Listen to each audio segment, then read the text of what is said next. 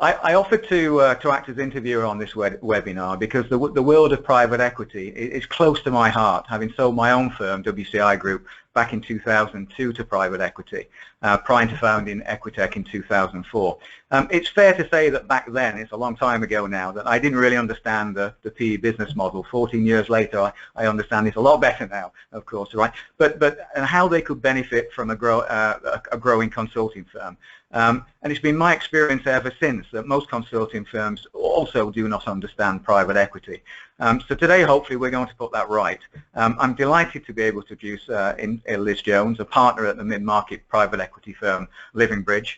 Liz has been at Livingbridge for 15 years and is used to investing in professional service firms, as well as healthcare and education businesses. Liz sits on the boards of investee firms YSC, Global Leadership Consultancy, and Equiteq, a leading procurement specialist. Liz has got a history degree from Cambridge and previously worked for Barclays, including 4 years in Barclays Ventures. Liz is here because amongst the PE community, Livingbridge are one of the most proactive investors in the consulting sector. I'm really delighted that she could join us today. Before we go into the first question, Liz, I just want to a note to everybody. If you do have some questions from listeners on this webinar, but please post your questions using the control panel on the right-hand side of the screen. We'll be taking all of those questions during the course of the seminar, and we'll answer those at the end of the webinar. So with no more ado, let's move forward to the next slide.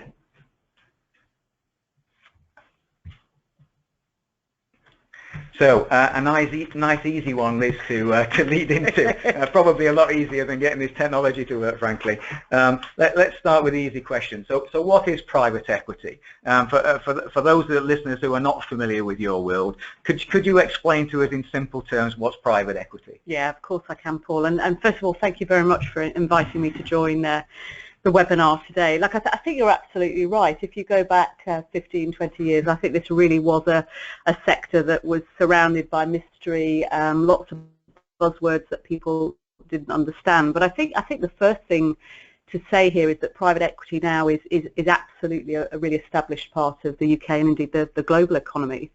And if you took a snapshot of the industry right now in the UK, you know, what you would find is over 2,000 businesses that have partnerships with private equity firms. So, and, you know, as you probably all know, private equity is engaged, you know, with businesses and provides massive employment across the UK economy. But if I just try and explain what private equity is and what it does, you know, in essence, it's really two things. It's a company taking on board a partner that will first of all provide capital to that business by taking a shareholding as part of that. But I think the other dimension, which I'm sure we'll talk a lot about today, is how private equity can support the development and acceleration of that business. Like I think one of the joys of private equity is really how it can be used in so many different ways, and I think one of the attractions of PE is its flexibility as a funding tool. And I know at Livingbridge we invest in a broad range of situations, but I think if I were to describe those, they probably would drop into three main areas. The first is you know, what we would describe as a buyout, often an MBO. So that's really where a group of individuals are buying the business that they manage. Now sometimes they can be buying that business from a larger group. Sometimes it can be a group of managers buying their business from original founders. I think the second category is where you are selling part of your business, often described in the PE world as replacement capital or cash out, and that's where owners of a business, often founders of that business, will sell a minority or a majority stake in their business to a PE partner. Is there a sort of range on that sort of minority to majority that PE generally feel comfortable with?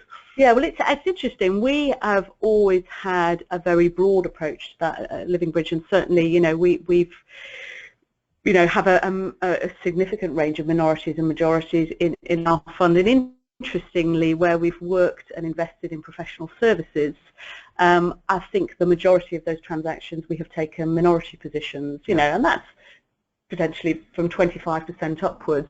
And I think that reflects the fact that many of the companies we work with, you know, that the shareholdings are actually very well spread in those companies, and we've certainly invested in businesses when there've been 50, 100 shareholders on day one, and that sense of those individuals keeping a controlling stake in the business is actually important to them for both emotional and economic reasons.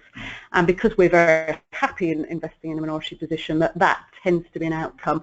It's not a fait accompli, but it certainly is very typical. And of course, I think quite typical of this situation is that you get some of those shareholders that are maybe towards the end of their sort of expected career in this business, and others that are at the very beginning, right? And so they have different needs. Yeah, I think that's fair. And if I took, you know, the half a dozen, you know, professional services business that are sort of front of mind for me now, I think in probably all cases they were a group of founders or owners who had got to different stages in their careers and life stages. Some wanted to exit completely.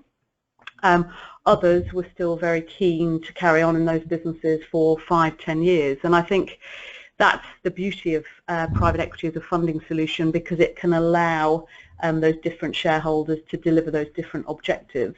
And I think that is sort of at the heart of its flexibility. Yeah, I think a lot of our clients have been attracted to the idea of private equity because it can do that differentiated solution by individual shareholder, whereas with a, you know, what's often 100% trade share deal, it's one size fits all, and that often doesn't fit the needs of every shareholder.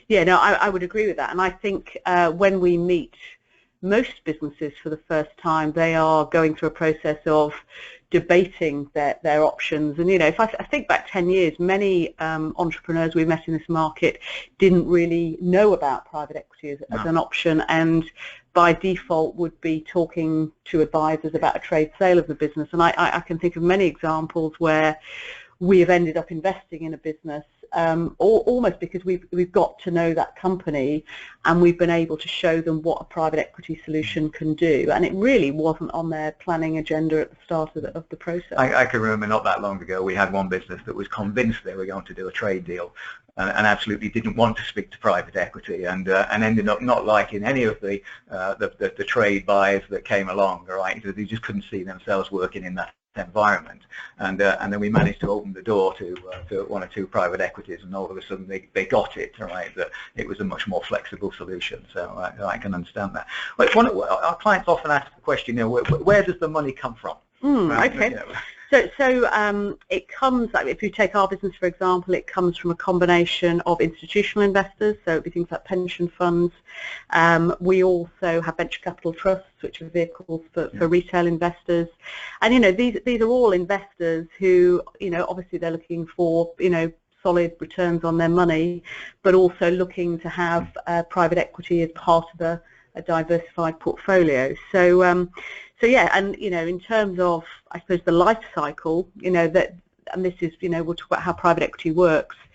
You know, we would typically invest in a business and then probably be involved for 3 to 5 years of that company's journey. But, you know, what's sort of... And typically the funds, I think, are typically about 10 years, aren't they? Right. So obviously, you know, at some cases with the early ones in the fund, right, you've got 10 years to sort of, you know, you wouldn't want to maybe take 10 years, but you've got 10 years to sort of get the return later on in the fund, right? But obviously the time reduces that you've got to return that money. Yeah, and I think what constantly surprises us, you know, you always get surprises in terms of, you know, we've invested in many businesses where the exit horizon was 3, 4, 5 years, and then suddenly something pops up after 12, 18 months, and there is a perfect buyer, both in terms of strategic fit, returns to all the shareholders, and, you know, certainly we have exited some people businesses probably a bit earlier than we thought over the years.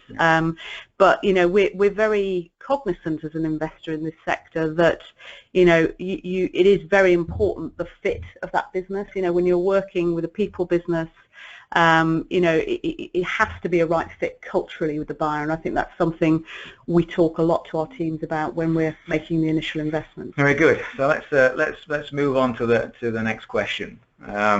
So So what types of businesses, generically, not just Livingbridge, does private equity work best for, right? And the sort of prime objectives, right, that you have in this, could you sort of characterize those businesses? Yeah, okay. Well, let's talk about types of businesses, and we can maybe take it on to talk about consulting and professional services. But I think, what are the common denominators here? Yeah. I think it's about businesses which have growth potential, about ambition. Clearly, it's about something about the market they operate in, and we can, talk about that in a while. But, common themes would be businesses looking to either build market share, grow new parts of their business, internationalize, and I think that's often intimately linked with the ambitions of the people who run those firms. So, and I think, sometimes, growth can come through organic growth. It can be a market where there are just fantastic drivers. But sometimes, it can also be very attractive where there is a market where there are lots of small companies and somebody has a vision to consolidate that market and buy some of the smaller players in the market. We hear a term used a lot, the sort of buy and build, right? That you sort of invest in one platform, right, and then look to sort of consolidate other similar firms that have maybe got a synergistic fit, right? Is that something that your firm is interested in? Yeah, very much so. And I think, if you took, like we hit an important milestone in our business this year where we've made our 100th investment, but actually if you look at those 100 platform investments, the number of what we would call bolt-on acquisitions, is in the 50s and 60s, and clearly there are some markets that lend themselves to buy and build more than others, but we certainly have done it in some of our professional services investments. And many years ago we invested in an environmental consultancy called SLR, where we made acquisitions in both the UK and also in North America. That said, I think buy and build in professional services is always a bit harder. So I think it is an area where I think management teams and investors are rightly very discerning about what they buy. And obviously, yes, it's all about getting the price right, but I think the most important debate when you're doing buy and build in this sector is really about the cultural fit, and making sure that you don't do something that fundamentally destroys the culture that's been carefully nurtured by the founders. I mean, you're obviously investing other people's money, right, and they're expecting to get a return on that. Is there a kind of an easy shorthand way of sort of describing what that sort of return expectations are? Right? Yeah, like I think you'll hear lots of, again, jargon, IRR, money multiples, but I think, broadly as a rule of thumb, private equity firms are looking to at least double their money over a sensible investment horizon.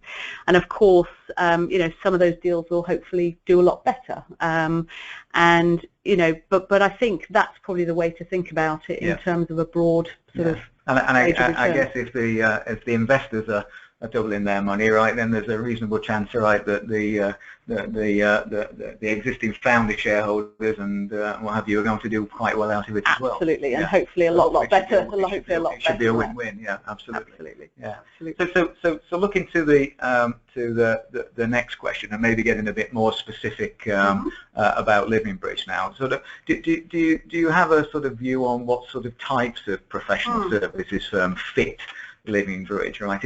Are there any sort of characteristics that you could describe? Yeah, no, I think there are actually, and maybe if I just talk you through some of the businesses we have worked with, and I think that will start to illustrate some of these common features.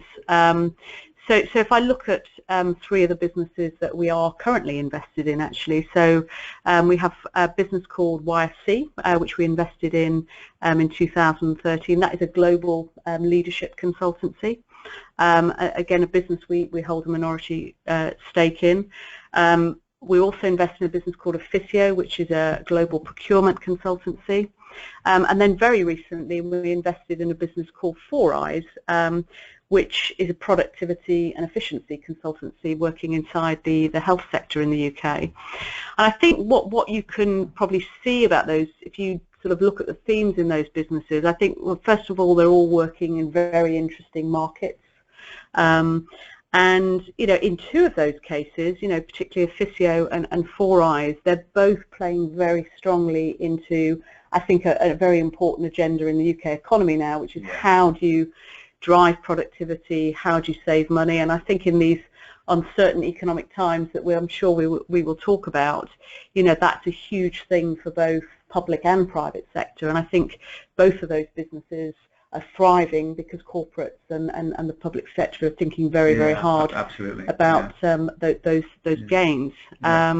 If you think about the consulting firms from the perspective of the markets that they serve, are there any particular sort of client marketplaces, right, that are hot on your list at the moment, right? So if there are any of our listeners out there, right, who are in any of these, right, might be interested in knowing what your hot sectors are. Yeah, look, I'll maybe tackle that in a few ways, but I think we're not that dogmatic about the sector, but I think there's something about the characteristics of good consultancies, but I think something we have learned over the years is any business that's working in a market sector where there is, a drive for efficiency, or where there are strong regulatory pressures, particularly when, regulation is getting very strongly enforced. And if I go back to SLR, which was the environmental business we backed now 12 years ago, that was a business that was just doing very well because all the environmental pieces of legislation were just getting rigorously enforced right by. And I think any market which sits in a regulated backdrop. I remember from my old consulting firm, right, that started off very sort of multi-sector, right, and we eventually ended up a life sciences business. And one of the things we loved about that was that, the regulations were always changing. Of course, every time they changed, that was an opportunity to get some consulting support in.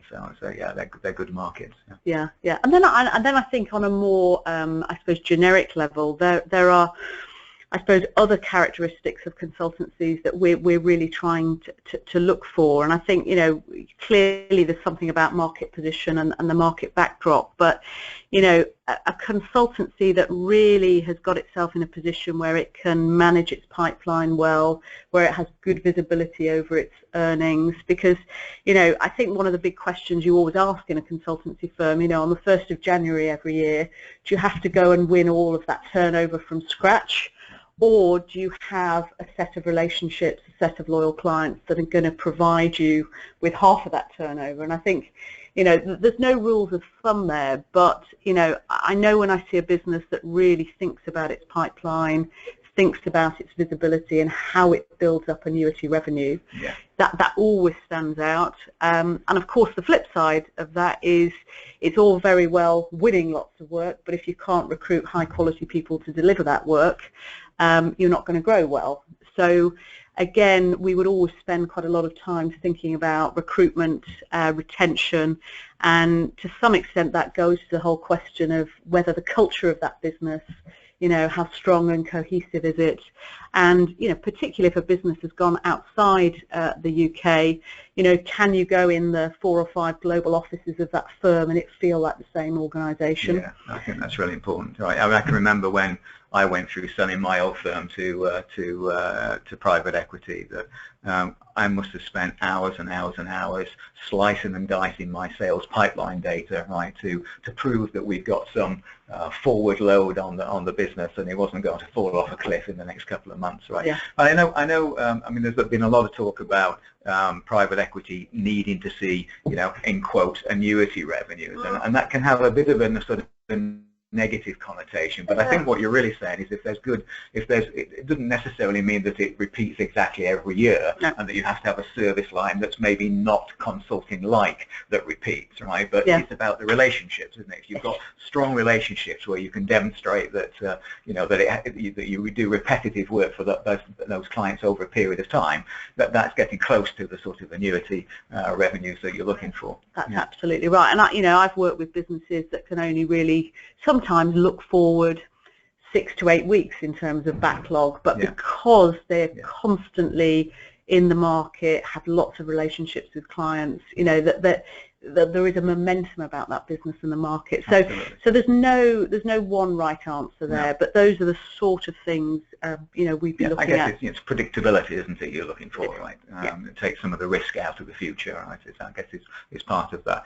So let's move on a little to the market itself, right, and how you see the market. I mean, obviously with Brexit looming, right, and Trump across the pond, there's been a huge amount of uncertainty recently in this part of the world. How do you see the market going forward next year? Yeah, well, clearly we are living in very uncertain times, but I do think, you know, and I think this is why, you know, on a personal level, I thoroughly enjoy working with SMEs, because actually I think entrepreneurs often thrive in these uncertain times. Challenge, isn't it? I think it is, and you know, and it's only, you know, 2008-09 they lived through the financial crisis. So, you know, I think there are a generation of entrepreneurs who are used to running and leading companies in challenging economic circumstances. And, you know, of course, you know, there are new things businesses are needing to worry about, managing currency fluctuations, a lot of uncertainty around employment as we go into the Brexit changes. And of course, there's a whole plethora of other things. You know, there's apprenticeship levies, there's, you know, living wage changes. So there's just a lot going on out there right now. But actually, I do think professional services are probably relatively resilient. So probably not the worst, you know, so one of the most resilient sectors in this regard. And I think particularly the companies we work with that have international footprints, you know, that they're able to get the benefit, you know, of good currency movements right now. Yeah. But no, I think, you know, I think most entrepreneurs we are working with today, and also ones we speak to in the market, you know, yes, there are going to be challenges, but it's all about adaptation and how you evolve your business to manage the uncertainty. If you could find exactly what you were looking for, can you tell us next year how many sort of investments in this area you might like to make? Yeah, well, I think, you know, across our Livingbridge business, you know, we would typically be looking to make around 10 plus investments per annum. You know, and that number will change a little bit year on year, but that would probably be the average. Yeah. Okay, so that's a fair number, isn't it? Yeah. Right. So a lot of work involved. To find those 10, you probably have to kiss a lot of frogs, I imagine. Absolutely.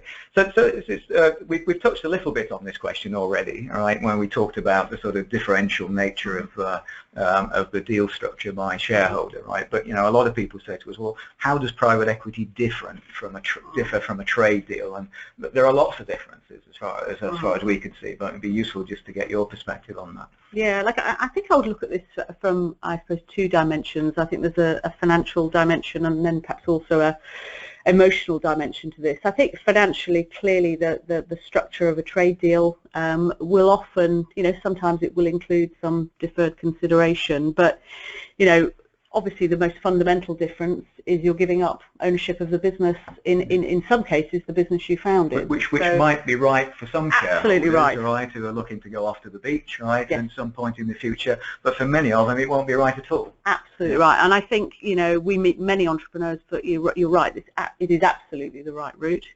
But I think for others that there is sometimes that sense of unfinished business. Yeah. And I think that particularly occurs, you know, we talked a bit earlier about where you have a group of shareholders that may have different aspirations. You know, if you go down the trade route, it does tend to be the all, you know, size fits all, really. Whereas private equity does give you that flexibility, and, you know, it does allow perhaps, you know, shareholders who want to be engaged in the business for a longer period of time to almost buy their colleagues out. So we have seen many situations where you just get a realignment of the cake, which you can't do when you're selling to a trade buyer. So, you know, clearly a trade buyer, you know, they may give you some upside payments, but once you've done that, you've done it. Exactly. So I think they are sort of very different outcomes. I think also, you know, that you're you know, when you sell to the trade, you're becoming part of a bigger organisation. It could be good, it could be bad. You frankly, you don't know until you get in there. Yes. I think the difference here is also that you're maintaining the same business, you may be getting one or two more shareholders, right, sort of directors, if you like, on the board with you, right, and so that will inevitably change the nature of the conversations and what have you on a day-to-day basis in the business, right? But it's still your business, right, that you're taking forward. So that feel of beyond the deal, right, I think it's different for those that are still in the business. Yeah, and I think this goes to the whole emotion of selling to trade. I can't think of many entrepreneurs who sold their business to trade. They've done their earn-out period, they've stayed, say, 2-3 years. Very few entrepreneurs will want to stay in that corporate environment for 10 years. It's probably the reason they set up a business in the first place. Yeah, I think they're very different. Absolutely, I agree.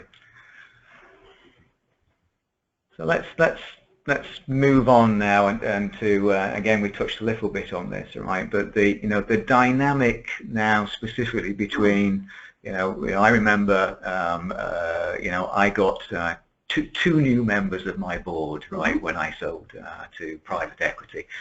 One of them was a jointly selected chairman, in inverted commas, and the other one was the investor director from the firm, right? And so you pretty much you're going to get another couple of members, right? So how does your experience, does the sort of dynamic work between the existing shareholders and the new ones coming in? And obviously people worry about decision making, they worry about who's calling the shots, all those types of things. Yeah.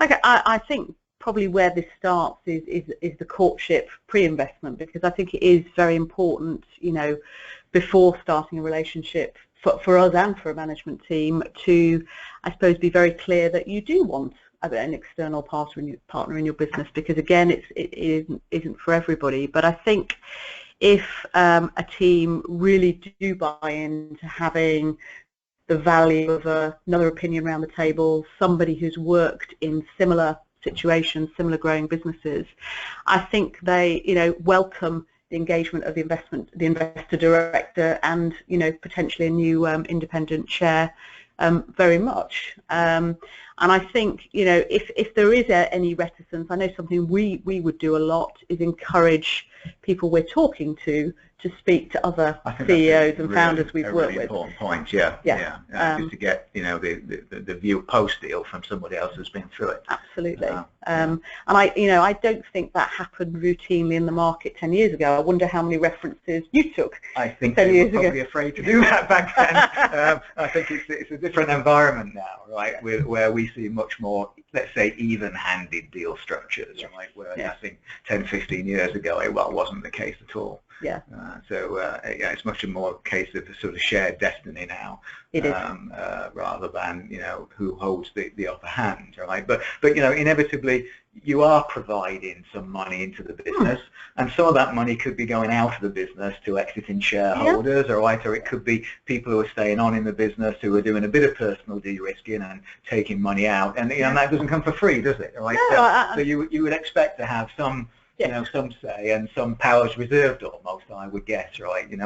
So what typically are those sort of powers reserved, if you like? Right? Yeah, again, there is no one answer to this, but as a general rule of thumb, expect a private equity partner to want to be involved in decisions about making an acquisition or going into a new, if you're opening an office in North America and you'd not opened one before, those are the kind of things. So big strategic changes in the business, making acquisitions, raising more debt. There are certain things that come with having. We had a client ask us about, well, if we wanted to go and recruit a new member of staff, is that something that typically a PE firm would feel that they had a say on, right? Sometimes, but it would tend to be reserved for very senior hires. So it's not about second guessing recruiting your day-to-day team in the business. Sometimes that would typically be pitched at people at board level or very close to board level. I think the point is what we're not trying to do is micromanage a business, because what we do is back the management team to manage the business. After all, that's why you've invested in them, right? Primarily because we trust their judgment. Exactly. So if by implication, if you've backed a team, you trust their judgment. What we're just trying to do, indeed any private equity house, is just to make sure that there are certain things we have a joint conversation on. And if the relationship works well, it should never feel like going to the private equity house for their agreement. It should be part of just an ongoing dialogue where you are just making decisions together, because you should be aligned as shareholders about what you're trying to achieve. But that relies on you just having those really honest conversations, before you invest. My guess is in 90% of the situations, right, that you like any board, right, you find ways of coming to agreement on things, even if the start points are sometimes slightly different points of view, but there must be sometimes occasions, right, where you don't have that, right, and even with, I guess, a minority shareholding, right, there are certain circumstances where you can have that final decision, I guess. Yeah, but I'm really struggling to think of a situation. Maybe over the years you debate with a team whether they make an acquisition. I cannot think of a time where we've ever felt in a position to say no. If it has been unattractive, generally we will get there together. And that's really nice to hear, because it's one of the most common questions that comes up.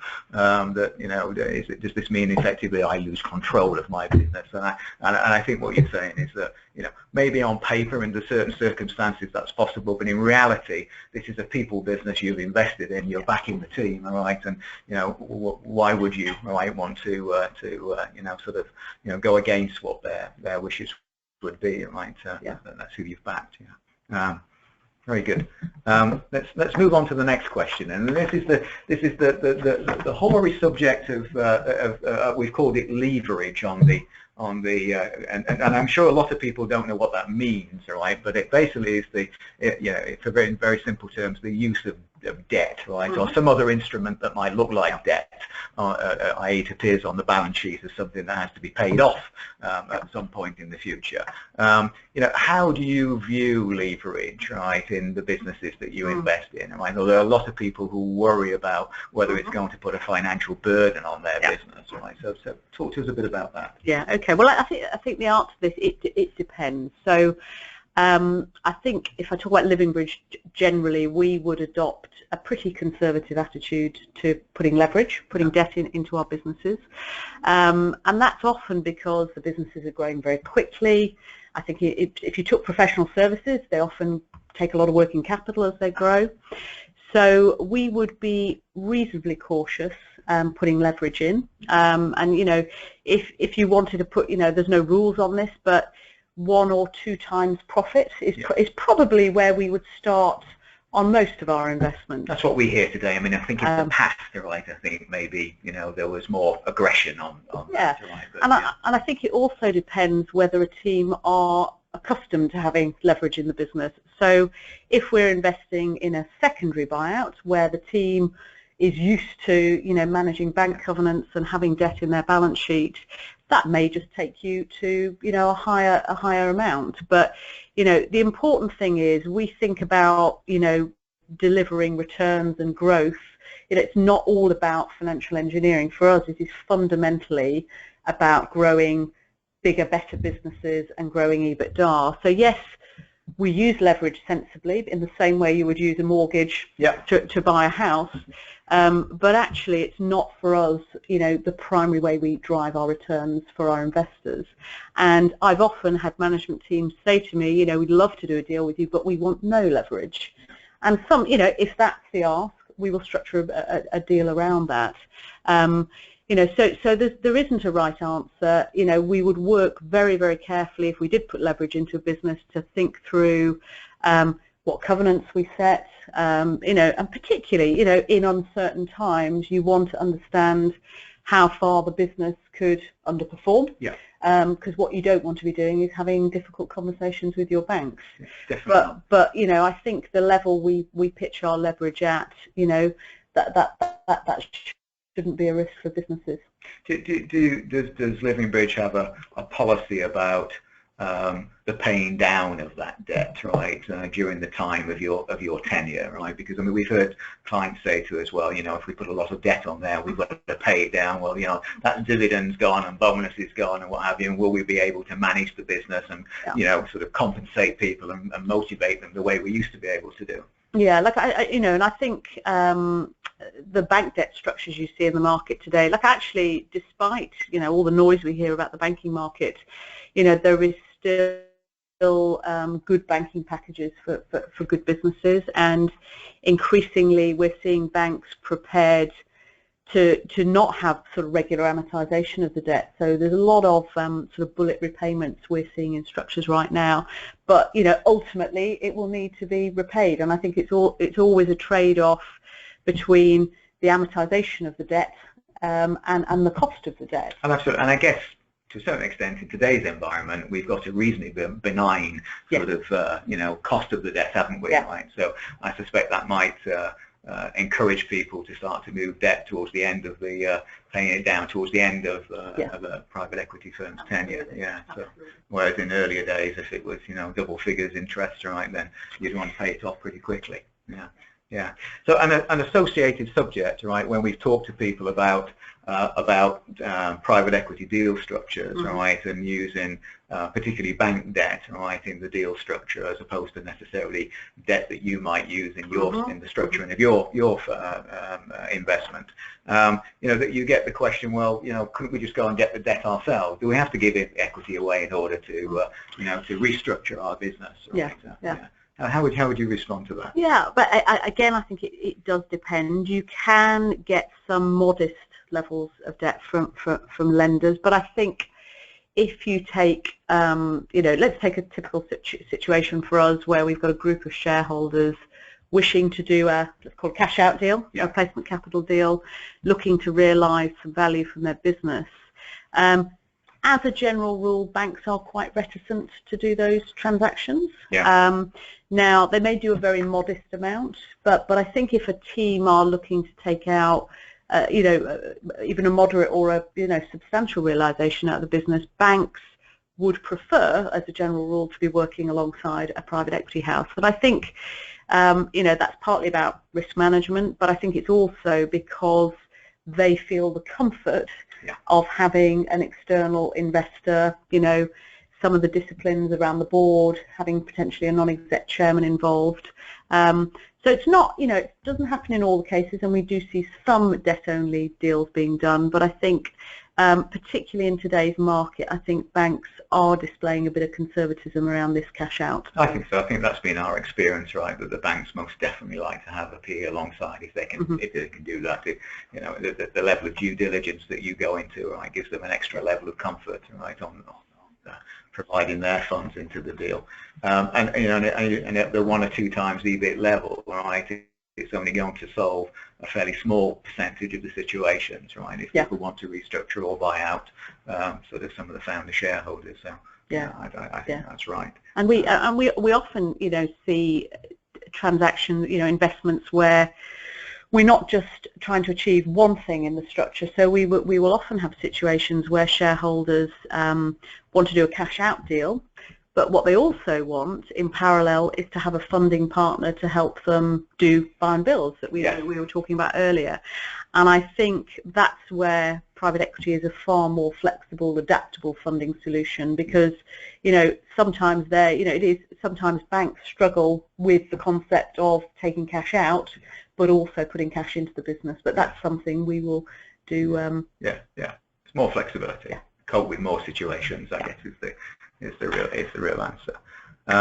We've touched a bit on sort of you know, what PE funds are trying to achieve, right? And you know, maybe the hardened cynic might say, well, is it all about short-term financial gain, right? You know, it's you know, how would you respond to that? So at the end of the day, you know, they're fund providers. They have to get a return, and you're in business as well, right? But you know, it's not just about that, is it? No, not at all. And I think we believe very strongly that if all you focus on is very short-term financial gain, you'll probably miss your target. And But if you really start to build, strong businesses in the long term, and we think a lot about the sustainability of the businesses we back beyond our own, our ownership. And I think, so this is not about stripping costs out. And in fact, we spend, enormous amount of time with the teams we're working with thinking about where we're putting cost into a business to make sure the business is fit for the growth that it's about to take on. And I think, it is a big misconception about our industry that we are obsessed with taking costs out. I think the opposite is absolutely the case. Yeah. But, this is about building long-term value, sustainable businesses, and selling businesses that live well beyond the engagement of Livingbridge. One of the ways we've described it to clients, right? The ones who are talking about a long-term vision and building a business of some substance, is that there's a journey there that they're on, right? And it may well make entire sense for a certain part of that journey to have a private equity firm alongside them, right? It may not have been right in the early stages. There may be different ways of doing it later on, but at a certain point in your journey, right, having those additional funds, restructuring the shareholding might be exactly the right thing to do. So it's there for part of the journey. Yeah, absolutely. So, absolutely. Okay. So, thank you for that, Liz. Most appreciated. We covered a lot of subjects there. We've got one or two questions that have come in during the course of the last 3/4 of an hour. So let's take those questions each in turn. One here, a bit technical, this, right? A concern about blocking rights around key areas. Shouldn't the management team have the authority to make key hires without running this past the PE company? Well, I guess we touched on this a bit, didn't we? Yeah.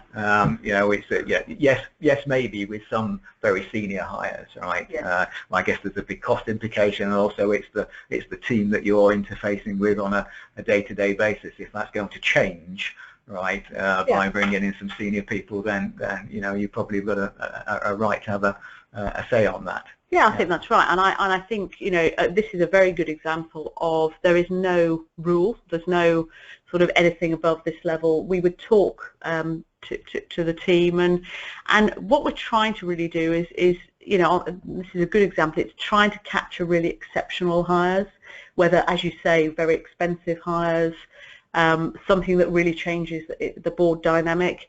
But again, if I think about the reality of how this feels when you're sitting on the board of companies, these are not decisions. You're not having these conversations every week, every month. They're very exceptional conversations. Yeah.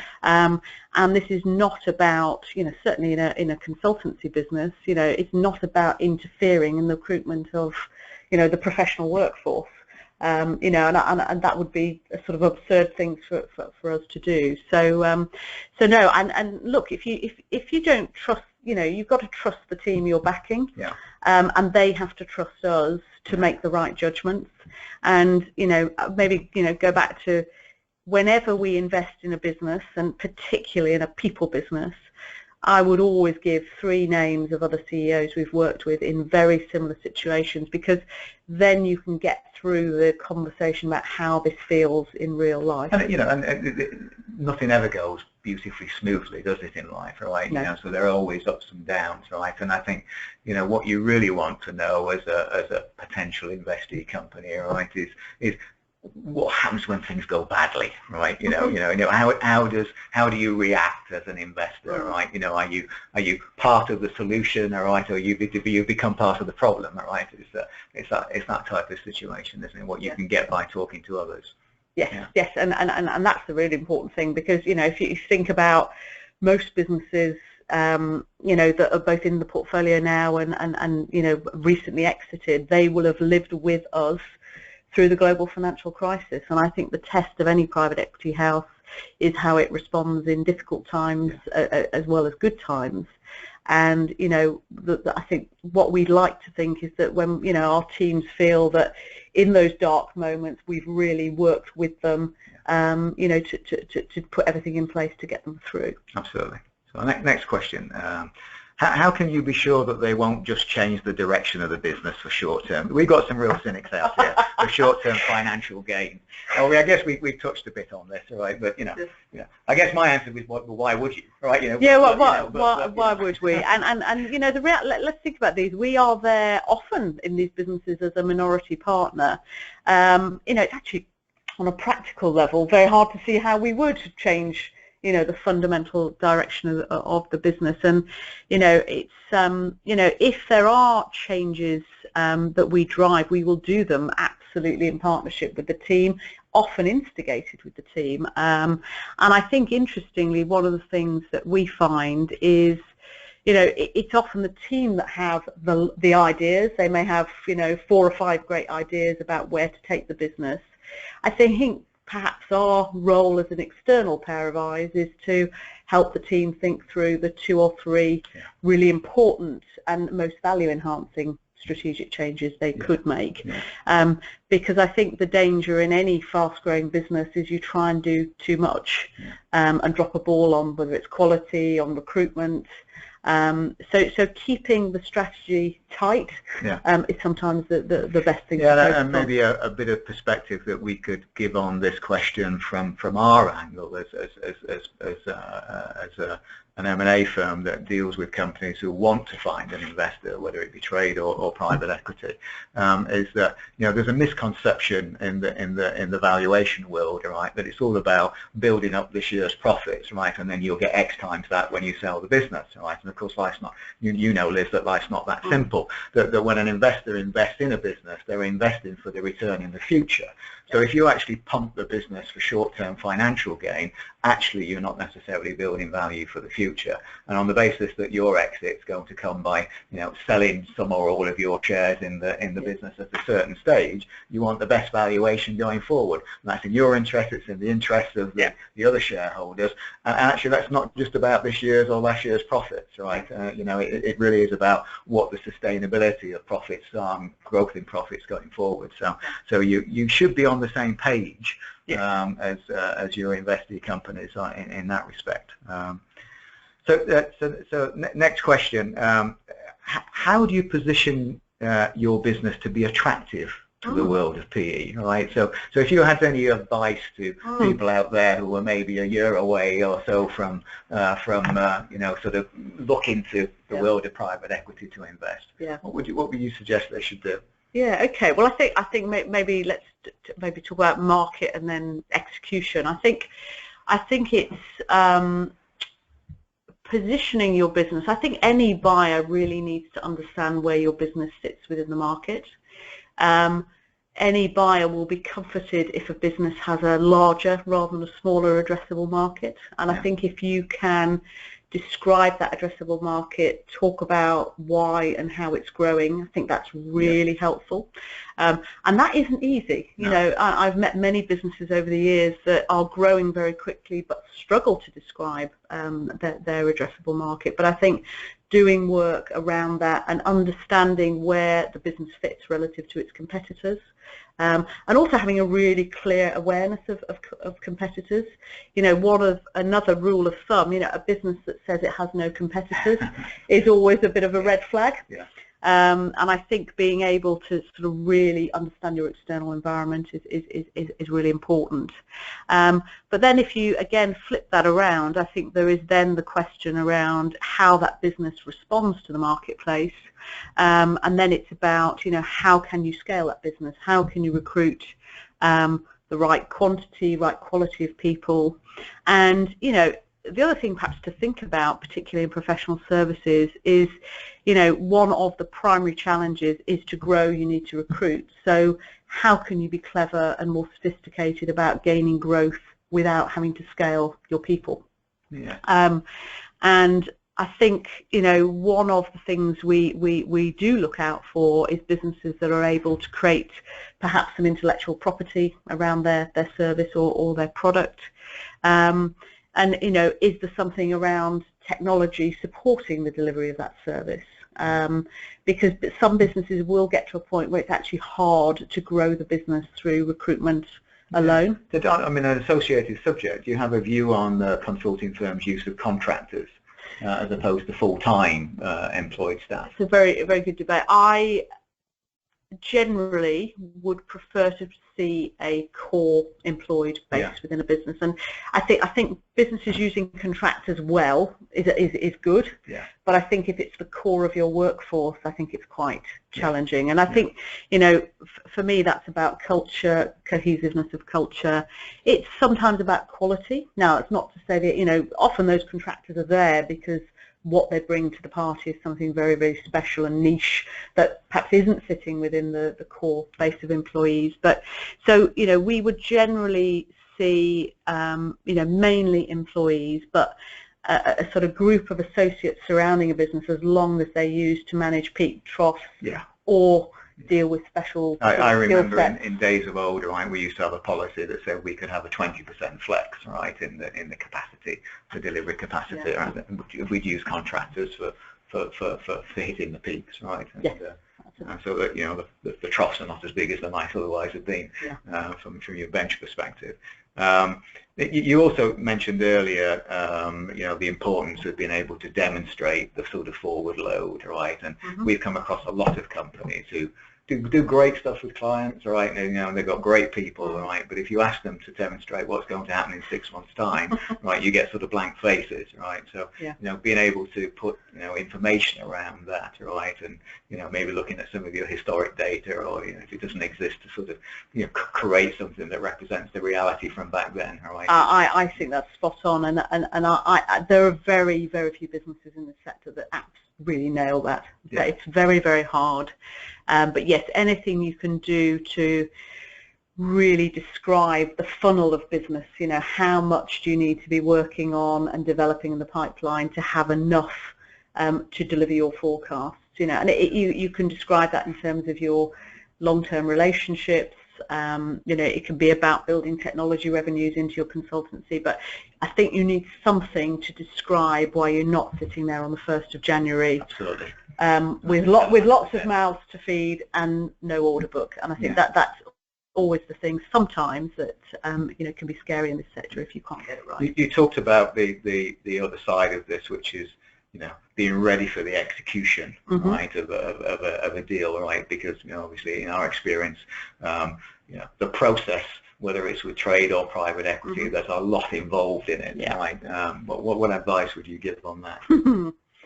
That's not a leading question, but of course. What I've seen work really well actually is where a couple of members of the management team will just carve themselves out of the day-to-day business and dedicate themselves to the process. Because I think the worst thing is where you get the whole team swept up in all of the process.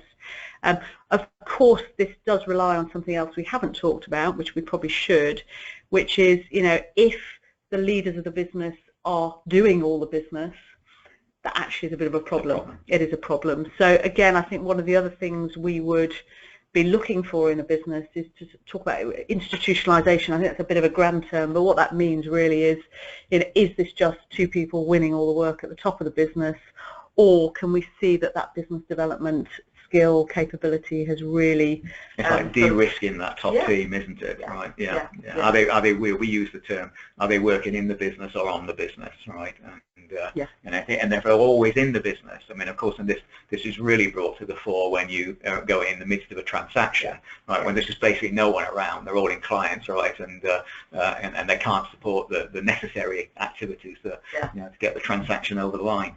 And it's a really fine balancing act, because I think any chief executive in professional services, if they don't have any line of sight into their customers, that's also odd. You know, you want to know that they are talking to customers, but if they're spending 80% of their time leading projects, you know, that makes a deal very difficult to get over the line. Fantastic. Liz, that was wonderful. Really enjoyed the discussion, and I hope you all out there also enjoyed it. Apologies for the technical gremlins at the beginning of this. We got over them eventually, and hopefully you found this of some value. If you raised a question that we haven't had a chance to answer, then we'll be back to you individually, right, with a personal answer to your question. Just one other thing, if you aren't already a member, then please do join our Equiteq Edge Club. It's free to join. There's loads of information up there already that have been consolidated over the years about how to build and how to realise equity in your businesses. You'll find expert guidance. There's unique research up there. We do annual reports on the sector to talk about valuations and volumes and where a buyer is coming from. There's a view of the buyer community out there in another report we do. So lots and lots of information. So do please sign up to our newsletters. I'll just hand over now and say thank you for joining, and hopefully we can speak to you again soon. Thanks, Liz. Thank you. Thank you.